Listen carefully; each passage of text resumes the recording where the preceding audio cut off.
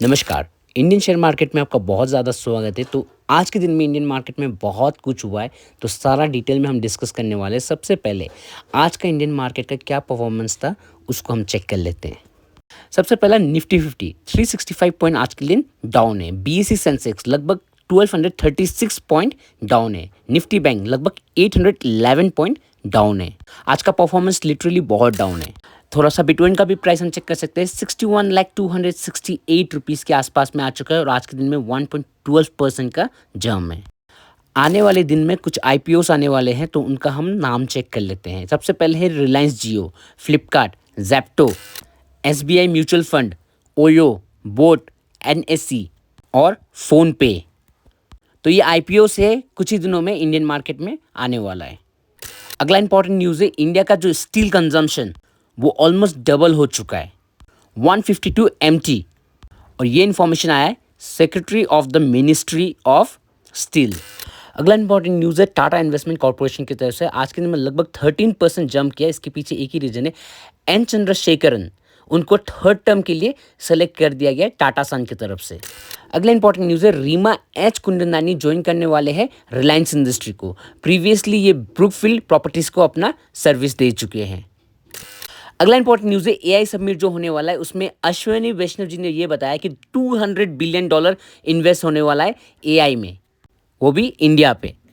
अगला important news है government की तरफ से, गवर्नमेंट प्लानिंग कर रहा है लगभग आपका 80 करोड़ रुपया का रेल पीएसयू स्टेक को सेल करने वाले हैं 2030 तक।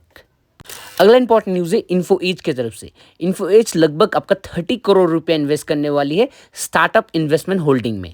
अगला इंपॉर्टेंट न्यूज़ है सीएमए सीजीएमए साइन करने वाले हैं इंडिया का पहला शिप बिल्डर ऑर्डर जो है कंटेनर शिप के लिए।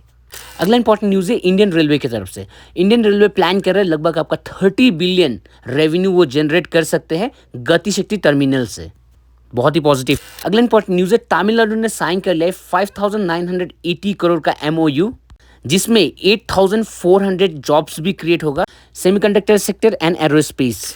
अगला इंपॉर्टेंट न्यूज़ है मोटाबाई की तरफ से, लगभग $110 बिलियन एआई के लिए प्लेज करने वाले हैं जियो आईपीओ से पहले। अगला इंपॉर्टेंट न्यूज़ है आईआरबी इंफ्रा की तरफ से, इनका टारगेट है 1.4 लाख करोड़ का एक्सपांशन करना है एसेट बेस में।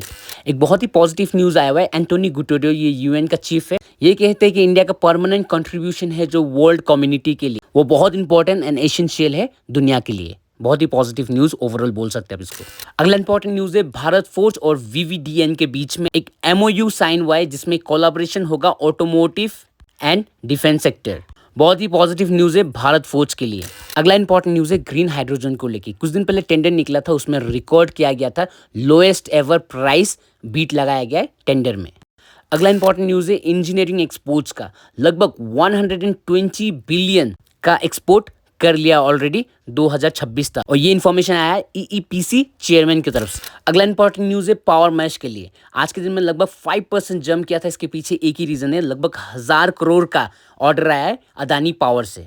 अगला इंपॉर्टेंट न्यूज़ है हिंदुस्तान कंस्ट्रक्शन कंपनी के लिए, इन्होंने रिसेंटली एक ऑर्डर जीता है जो कि अमाउंट होता है 5.78 बिलियन, और ये कॉन्ट्रैक्ट है टनल बनाने के लिए नॉर्थ ईस्ट में। अगला इंपॉर्टेंट न्यूज़ है एआई सेक्टर की तरफ से, लार्सन एंड टोब्रो पार्टनर क्या किसके पास, एनवीडिया के पास, to build India's largest AI factory.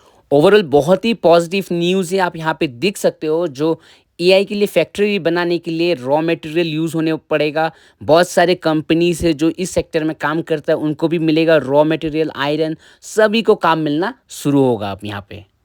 अगला इंपॉर्टेंट न्यूज़ है एमसीएक्स, एनईसी ने रिमूव कर दिया है एडिशनल मार्जिन, किसके ऊपर से, गोल्ड एंड सिल्वर के ऊपर से। ओवरऑल कंक्लूजन के ऊपर में बात करेंगे तो एआई सेक्टर ने धमाल मचा के रखा हुआ है इंडिया में। ये एआई के ऊपर में बहुत ज़्यादा फोकस किया जा रहा है और इंडियन मार्केट आज के दिन में बहुत ही गंदा पिट गया, कोई इशू नहीं है, आने वाले दिन में फिर से रिकवर हो जाएगा।